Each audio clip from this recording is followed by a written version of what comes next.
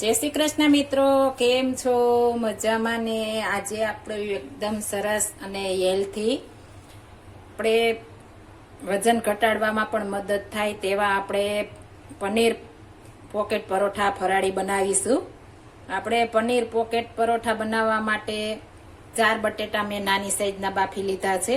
એકદમ સરસ બાફી લેવાના છે. બાફીને ફરબારા પાણીમાંથી કાઢી લેવાના છે. પાણીમાં લીધા છે આદુ અને મરચાની પેસ્ટ લીધી છે. ફરાળ માટે મારે કરવા છે એટલે, નહીતર તમે લસણ પણ નાખી શકો છો.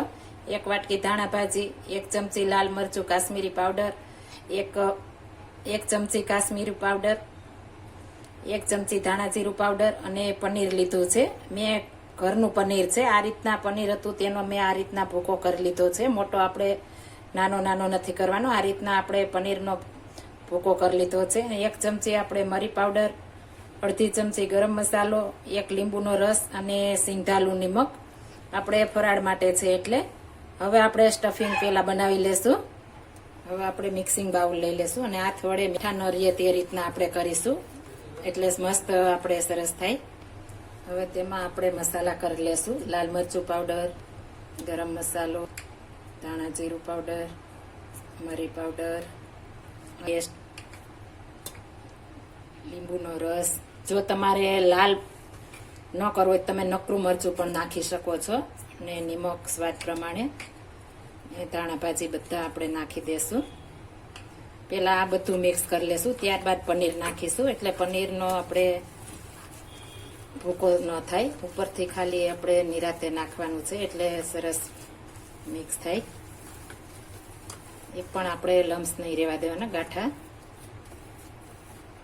થોડી આપણે વરિયાળી નાખીશું મીઠા સ્વાદ માટે અને થોડી ખાંડ નાખીશું. લીંબુ આપણે છે એટલે બધા મસાલાને બેલેન્સ કરે એટલા માટે આપણે ખાંડ થોડીક નાખશું. જો તમે ગળ્યું ન ખાતા હો તો સ્કીપ કરી શકો છો. આ રીતના બટેકું બાફશો તો એકદમ સરસ આપણે છૂટો થશે આ રીતના. હવે આપણે પનીર નાખી દેશું ને હળવે હાથે આપણે મિક્સ કરશું આ રીતના.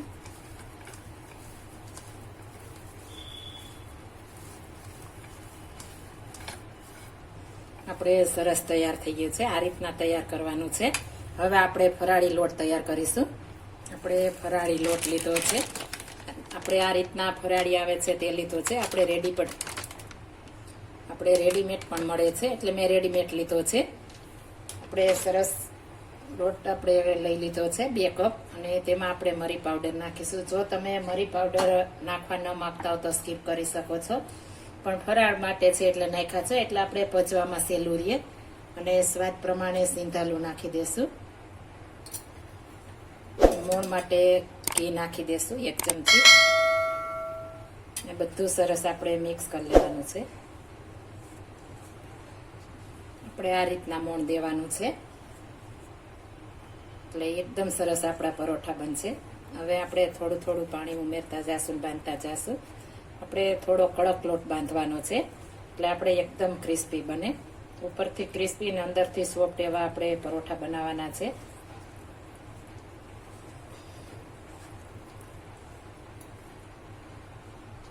આપણે સરસ તૈયાર થઈ ગયો છે. હવે આપણે થોડું એવું ઘી નાખીને આપણે મસળી ને આપણે થોડી વાર ઢાંકીને રહેવા દેશું. 5 મિનિટ માટે રેસ્ટ આપશું તો એકદમ સરસ કૂણો આપણે લોટ થઈ જશે. 5 મિનિટ માટે રેસ્ટ આપીશું. આપણે 5 મિનિટ થઈ ગઈ છે. એકદમ સરસ આપણે કુણપ આવી ગઈ છે. હવે સરસ મસળી લેશું.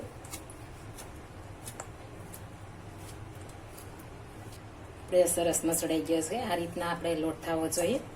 ને આપણે જેવડી સાઈઝના કરવા હોય તેવડી સાઈઝના આપણે લુવા કરવાના છે. આપણે એક લાકડાની પાટલી લઈ લેશું અને આપણે એકદમ સરસ ગોળ લુવો વાળી લેશું.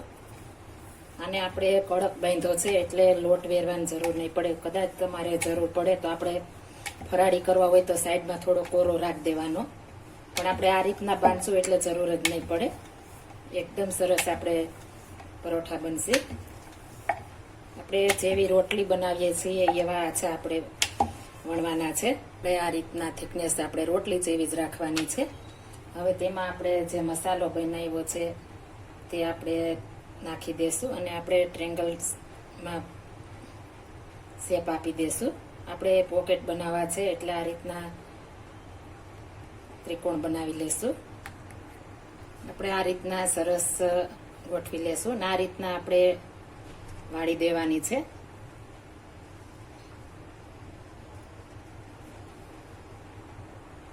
બંને બાજુથી આપણે કોઈ સાઈડ ખુલ્લી ન રહે તે રીતના બનાવવાના છે. આપણે હળવે હાથે હવે થોડો એવું વણવાનું છે એટલે આપણે ચીપકી જાય.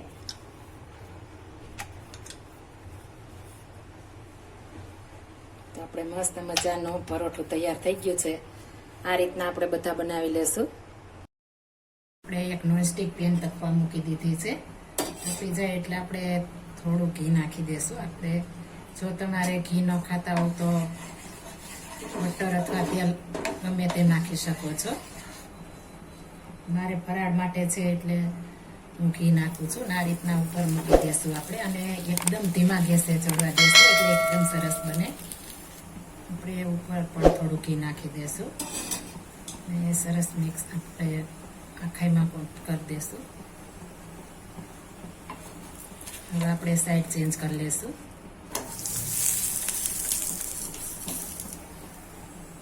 ફરી સાઈડ ચેન્જ કરી લેશું. એકદમ સરસ આપણે ક્રિસ્પી બન્યા છે. આપણે તૈયાર થઈ ગયું છે મસ્ત. હવે એક પ્લેટમાં કાઢી લેશું ને આ રીતના બધા જોડવી લેશું. આપણે મસ્ત મજાના પનીર પરોઠા ફરાળી તૈયાર થઈ ગયા છે.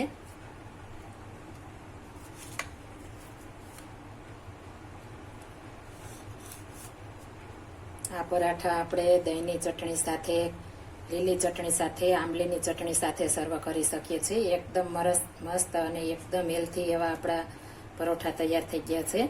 જો આ મારી રેસીપી પસંદ આવી હોય તો મારી ચેનલ લાઈક, શેર અને સબસ્ક્રાઈબ કરી દેજો. ફરી મળીશું નવી રેસીપી લઈને. જય Shri Krishna. Thank you for watching guys.